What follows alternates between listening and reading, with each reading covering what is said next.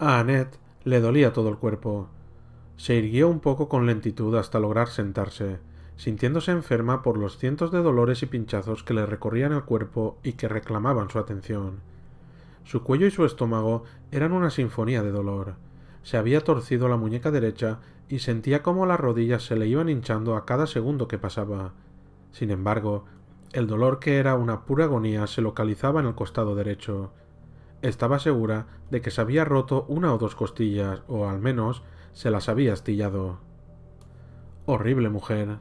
Annette se reclinó un poco hacia atrás, apoyando su dolorido cuello en su mano sana, pero lo único que vio arriba fue metal y sombra. Al parecer, Ada Wong, la zorra de Umbrella, había salido corriendo. Había pretendido engañarla diciendo que no sabía de qué iba todo aquello, pero a ella no le tomaba el pelo. Annette Birkin no es ninguna estúpida, pensó. Probablemente la espía ya estaba de camino hacia el laboratorio, o quizá corría para llegar hasta ella, ansiosa por rematar su trabajo. Umbrella. Umbrella es la culpable de todo esto. Annette logró ponerse en pie con un tremendo esfuerzo, utilizando la rabia para sobreponerse al dolor. Tenía que salir de allí. Tenía que llegar al laboratorio antes de que lo hicieran. Pero le dolía tanto. La sensación de tener un cuchillo clavado en el estómago era atroz, como si le estuviera arrasando las entrañas, y el laboratorio parecía estar a 1 millón de kilómetros. No puedo permitir que le roben su trabajo. Se tambaleó hacia la puerta de la cavernosa estancia, con un brazo comprimiéndose el pecho, donde también notaba una sensación ardiente, y se detuvo. Inclinó la cabeza hacia un lado para oír mejor. Escuchó disparos. Su eco llegó a través del aire frío, procedente del vertedero adyacente, y un segundo después, un siseo poderoso. Más disparos. Un tremendo chapoteo. Annette sonrió, aunque su sonrisa no tenía nada de alegre. Después de todo, ella podría llegar antes al laboratorio. El puente. Baja el puente para que no pueda escapar. Cansada y dolorida, Annette caminó tambaleándose hasta los controles hidráulicos y activó el descenso del puente. El poderoso zumbido de los motores del puente ahogó los sonidos de cualquiera que fuese el enfrentamiento que se estuviese produciendo. La enorme plataforma bajó dando vueltas sobre sí misma y se acopló en su lugar con un gran chasquido metálico. Annette se alejó de la pared con un empujón y se dejó caer sobre la consola que había al lado de la puerta. Encontró los botones que ponían en marcha el gran ventilador y los apretó, todo ello sin dejar de sonreír. El zumbido agudo de la puesta en marcha fue sustituido en poco tiempo por un rugido bronco. Ada estaba metida en problemas en el vertedero, y Annette no iba a permitir que saliera trepando por la escalera. Con el puente bajado y el conducto de ventilación bloqueado, la señorita Wong tendría que abrirse paso a tiros. Espero que te hayas encontrado con una manada de lamedores, zorra. Espero que te hagan pedazos ahí dentro. Annette se dio la vuelta para alejarse de la consola y se cayó. El dolor y el mareo eran demasiado fuertes ya. Sus amoratadas e hinchadas rodillas golpearon el suelo y enviaron una nueva oleada de pinchazos de dolor a lo largo de sus piernas. Entonces la puerta que tenía justo delante se abrió. Annette levantó la pistola, pero fue incapaz de apuntar, y utilizó las pocas fuerzas que le quedaban en no gritar por el sufrimiento y la frustración. Lo siento, William. Me duele tanto. Lo siento, pero no puedo. Una mujer joven se puso en cuclillas delante de ella, con un gesto de preocupación en su rostro. Iba vestida con unos pantalones vaqueros recortados y un chaleco, y estaba empapada con agua de las alcantarillas. Y también llevaba en una mano una estilizada pistola de aspecto imponente, aunque no la estaba apuntando con ella. En realidad, no parecía estar apuntando a ningún lugar. Otra espía. ¿Eres Ada? Preguntó la chica en tono dubitativo mientras estiraba una mano para tocarla. Aquello fue más de lo que Annette Birkin fue capaz de soportar. Ser tocada por un peón conspirador e inmisericorde de la compañía Umbrella. Aléjate de mí, le contestó con un gruñido, al mismo tiempo que apartaba con una débil palmada la mano de la joven. No soy tu contacto, y no lo llevo encima. Ya puedes matarme, porque no lo encontrarás. La chica retrocedió con una expresión confundida en su rostro sucio. ¿Encontrar qué? ¿Quién es usted? Otra vez las preguntas, pero la rabia desapareció, dejándola agotada. Estaba cansada de soportar engaños. El dolor era demasiado grande y ya no tenía fuerzas para pelear. Annette Birkin, repuso con voz débil, como si no lo supieras. Ahora me matará. Se acabó. Todo se acabó. Annette no pudo evitarlo. Las lágrimas empezaron a bajar por sus mejillas, unas lágrimas tan inútiles como sus planes. Le había fallado a William, había fallado como esposa y como madre, e incluso había fallado como científica. Al menos todo acabaría pronto. Al menos existiría un final para toda aquella angustia. ¿Es usted la madre de Sherry? Las palabras de la joven la dejaron sorprendida, pero la sacaron de su estado exhausto como si le hubieran dado una bofetada en la cara. ¿Qué? ¿Quién? ¿Qué es lo que sabes de Sherry? Está perdida por las alcantarillas, contestó la chica con voz rápida y cargada de preocupación, mientras se metía la pistola en el cinturón. Por favor, tiene que ayudarme a encontrarla.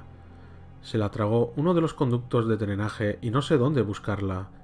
Pero le dije que se marchara a la comisaría, se lamentó Annette.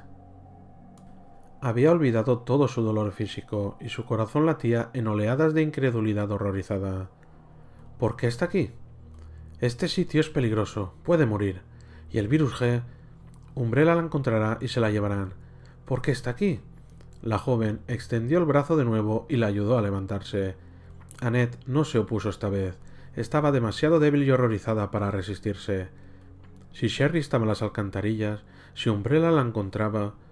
La chica se quedó mirándola fijamente, y parecía sentirse al mismo tiempo preocupada y culpable, pero también esperanzada, todo al mismo tiempo. La comisaría fue asaltada. ¿A dónde llevan las alcantarillas? Por favor, Annette, tienes que decírmelo. La verdad apareció en mitad de su cansancio y miedo como un amargo rayo de luz. Las alcantarillas llevan hasta el estanque de filtración, que casualmente está al lado del tranvía de la fábrica. El modo más rápido de llegar a los laboratorios. Todo aquello no era más que un truco. La chica estaba utilizando el nombre de Sherry para llegar hasta las instalaciones de Umbrella y para conseguir información sobre el virus G.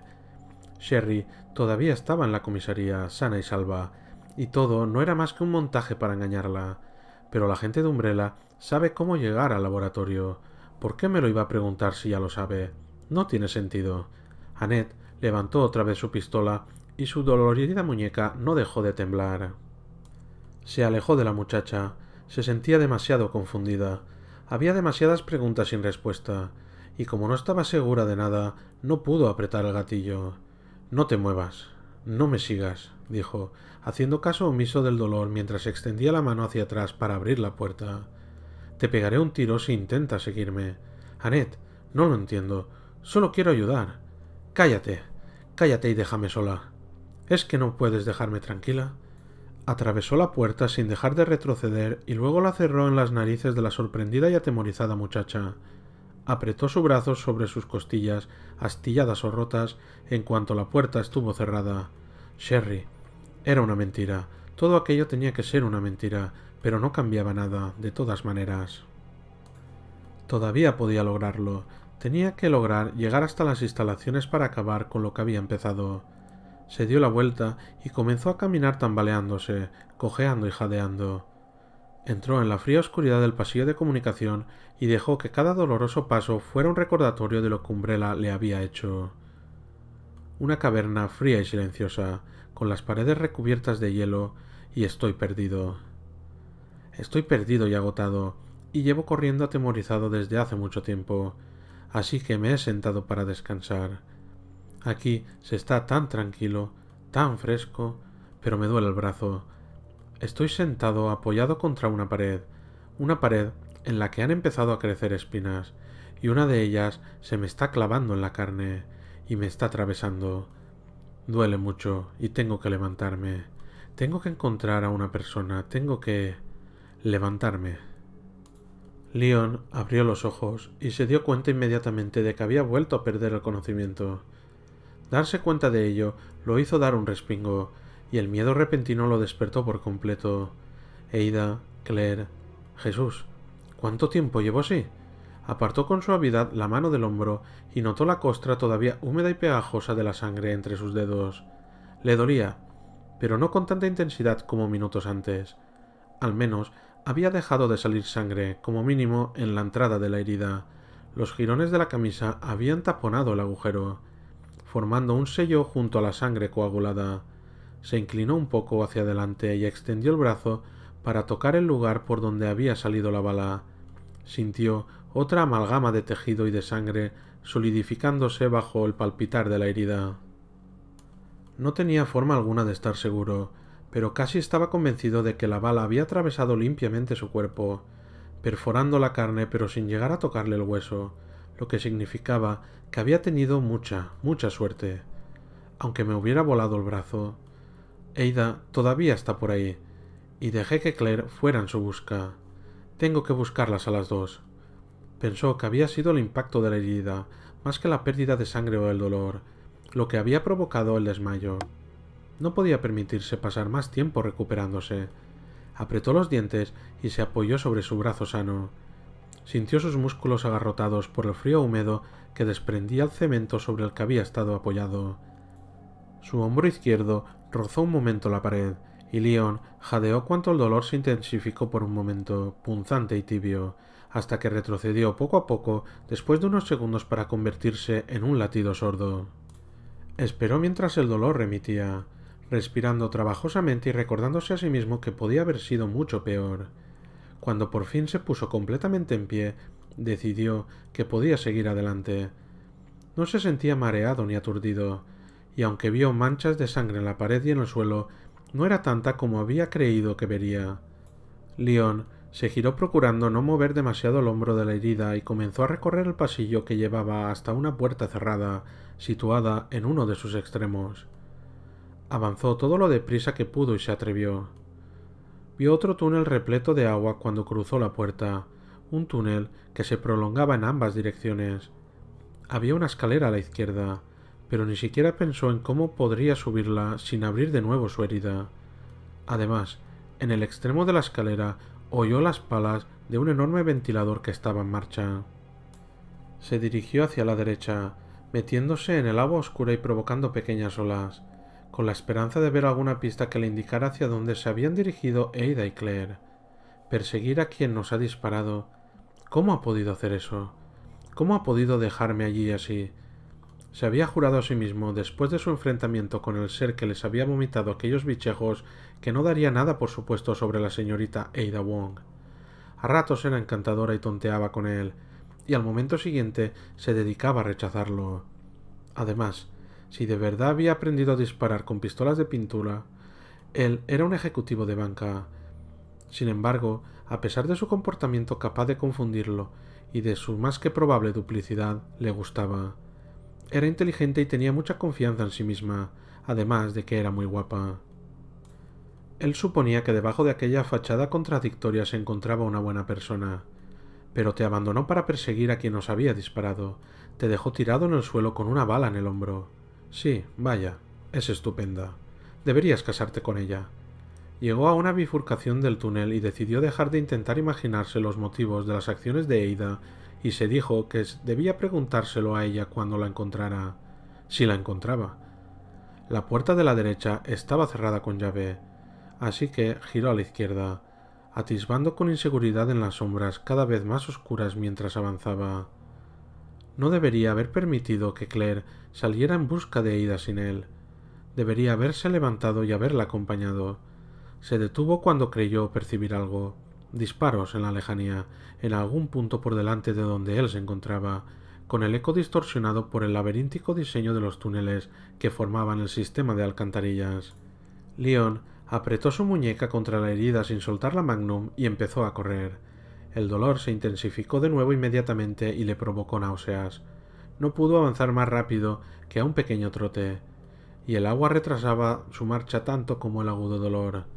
Pero cuando el eco de los últimos disparos se desvaneció, encontró fuerzas para avanzar a mayor velocidad. Divisó un pequeño ramal lateral a la izquierda un poco más adelante, del que salía un leve rayo de luz amarillenta que iluminaba la espesa agua negra.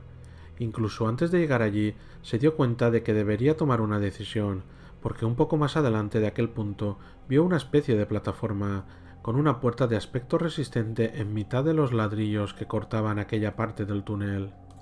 Del techo Caía más agua en unos delgados chorros continuados. Una elección obvia, aunque quizás. Leon se detuvo en el largo y estrecho haz de luz procedente del ramal de la izquierda. Al fondo vio otra puerta, pero no tenía tiempo para explorar y decidirse, y los disparos podían haber salido de cualquiera de las dos.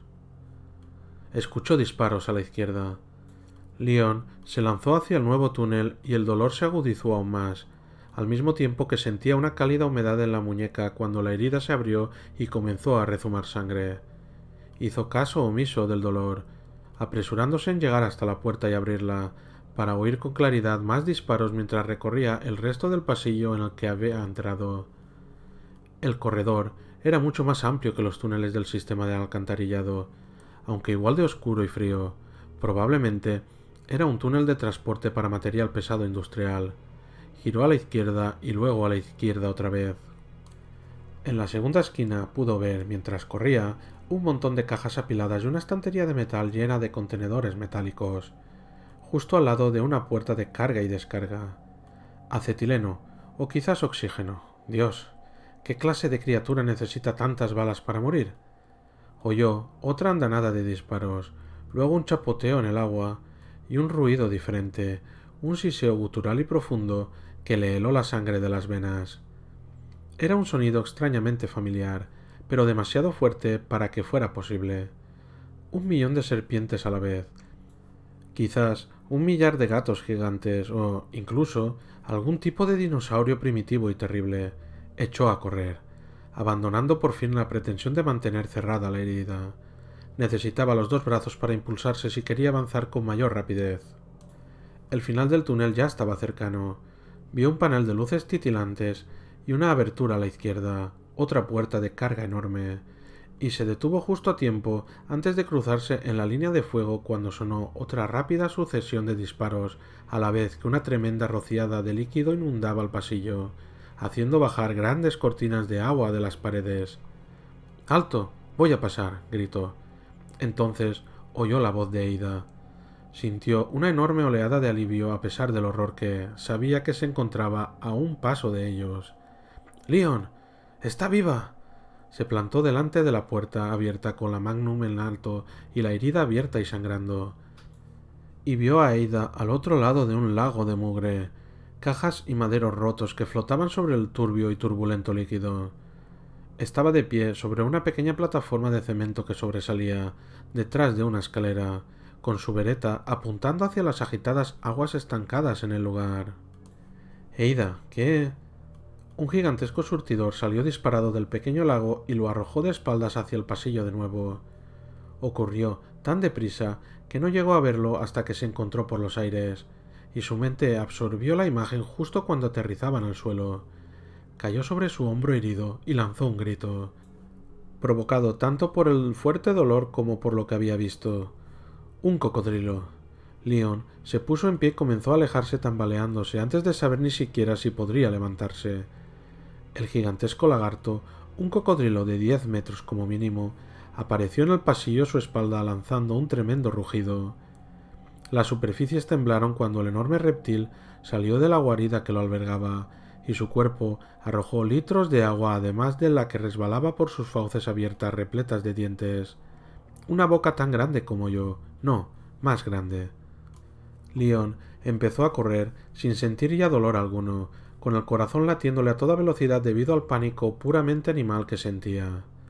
Iba a devorarlo, iba a masticarlo hasta convertirlo en 1 millar de trozos sanguinolientos y aullantes. Y la bestia rugió de nuevo, un aullido bronco que le hizo temblar los huesos, que le provocó la necesidad de expulsar sudor por todos y cada uno de sus temblorosos poros del cuerpo. Leon miró hacia atrás y se dio cuenta de que era mucho, mucho más veloz que el monstruoso lagarto. Todavía estaba subiendo por la puerta de carga, con unas piernas redondas como troncos. Su grueso cuerpo era demasiado grande para permitirle desplazarse con rapidez. Leon cambió de arma en mitad de su terror, y su herida aulló de dolor cuando metió un cartucho en la recámara de la escopeta con el sistema de carga manual. Caminó de espaldas con cierto bamboleo y, cuando llegó a una esquina, Se situó detrás de ella y descargó los 5 cartuchos con toda la rapidez que pudo cargarlos en la recámara. Los pesados proyectiles atravesaron el grotesco morro de la horrible parodia de cocodrilo. El monstruo rugió, agitando la cabeza de un lado a otro, y la sangre surgió a raudales de su sonriente cara, pero, aún así, siguió avanzando, arrastrando tras de sí su cola blindada desde el estanque de agua fétida. No es suficiente. No es suficiente potencia de fuego. Leon se dio la vuelta y echó a correr de nuevo, horrorizado ante el hecho de tener que retirarse, temeroso de lo que podría pasarle a Aida si dejaba al cocodrilo atrás, pero sabiendo que harían falta 50 descargas como aquella para detenerlo. Eso o una explosión nuclear. ¿Por qué demonios me entretengo en pensar? Lo que tengo que hacer es salir de aquí y después pensar en algo. Aguanta, Aida. Los atronadores pasos del gigante resonaron en sus oídos mientras pasaba de largo al lado de las cajas, de los cilindros de metal, y entonces dejó de correr. Todos sus instintos le gritaban que siguiera corriendo apelando a su cordura, pero había tenido una idea, y mientras el terrible lagarto seguía avanzando, Leon se dio la vuelta y regresó. Que esto funcione. Funcionan las películas. Por favor, Dios, escúchame. La hilera de 5 cilindros relucientes estaba metida en un profundo hueco de la pared y asegurada en su sitio con un cable de acero. Vio un botón al lado para soltar el cable y Leon lo apretó de un manotazo con la palma. Un extremo del pesado cable cayó al suelo, mientras el otro se mantenía en su lugar. Dejó caer la escopeta al suelo y agarró el cilindro que tenía más cerca. Sus músculos se tensaron por el esfuerzo, y la sangre comenzó a empapar la manga izquierda de su camisa. Sintió los débiles regueros de sangre que corrían por su pecho, mezclados con las gotas de sudor, pero no cejó en sus esfuerzos, apoyándose en los talones para tirar con mayor fuerza del contenedor de gas comprimido. Ya está. Leon saltó hacia atrás cuando el alargado envase plateado cayó al suelo, donde rodó unos cuantos centímetros. Levantó la mirada y vio que el cocodrilo había avanzado casi 20 metros y se hallaba lo bastante cerca para ver con claridad las puntas de sus colmillos blancuzcos de más de 10 centímetros cuando lanzó otro atronado rugido, lo bastante cerca para oler su aliento fétido y asqueroso, que le llegó en una vaharada de aire un segundo después, lo bastante cerca. Leon apoyó una bota en el cilindro y lo empujó con toda la fuerza que le quedaba. El artefacto comenzó a rodar lentamente hacia el lagarto que se acercaba. Por algún increíble golpe de suerte, el suelo del pasillo estaba un poco inclinado hacia el monstruo. Los más de 100 kilos del cilindro aceleraron un poco su avance mientras se dirigían hacia el monstruo describiendo una ligera semicircunferencia. Sacó la Magnum del cinturón mientras retrocedía de nuevo. Apuntó con su arma al resplandeciente contenedor y se obligó a sí mismo a no disparar.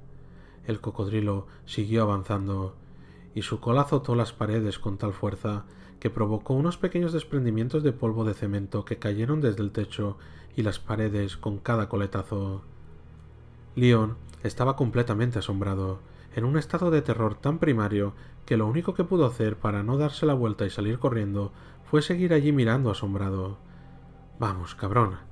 El cocodrilo y el cilindro se hallaban a poco más de 30 metros de donde él se encontraba, y Leon apretó el gatillo. El primer disparo rebotó en el suelo justo delante del contenedor, y también justo en el momento que las enormes fauces se abrieron. La bestia bajó la cabeza para agarrar el obstáculo y echarlo a un lado. Tranquilo. Leon disparó de nuevo, y esta vez sí que acertó. Fue lanzado de espaldas y al suelo cuando el cilindro explotó. La cabeza del monstruo desapareció literalmente bajo la deflagración de metales retorcidos y gases encendidos y estalló como un globo pinchado. Casi simultáneamente, Leon fue alcanzado por una oleada de restos humeantes, con trozos de dientes y huesos y pedazos de carne destrozada y rasgada que cayeron sobre él como una manta húmeda. Leon se sentó boqueando y con los oídos zumbando, mientras el brazo seguía sangrando sin parar, y miró cómo el cadáver sin cabeza se quedaba finalmente inmóvil sobre el suelo, con las piernas desplomándose bajo el peso sin mente del monstruo reptilesco. Volvió a apretar su mano cubierta de sangre contra la herida. Se sentía exhausto, enfermo, dolorido y tremendamente satisfecho. más de lo que había sentido desde hacía bastante tiempo. «Te pillé, capullo de mierda», dijo en un murmullo, y sonrió. Así fue como se lo encontró Ada cuando llegó corriendo unos momentos después, mirando los resultados de su proeza con una mirada turbia y mareada, ensangrentado y sangrando, y con una sonrisa de niño feliz.